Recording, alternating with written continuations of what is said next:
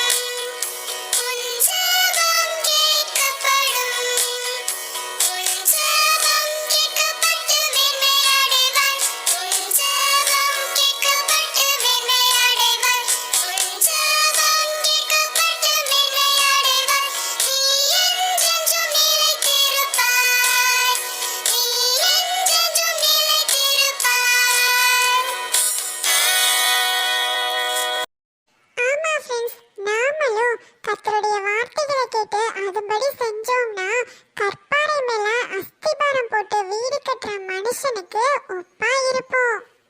இல்லைனா மணல்ல கட்டின வீடு என்ன ஆச்சுன்னு பாத்தீங்கல்ல.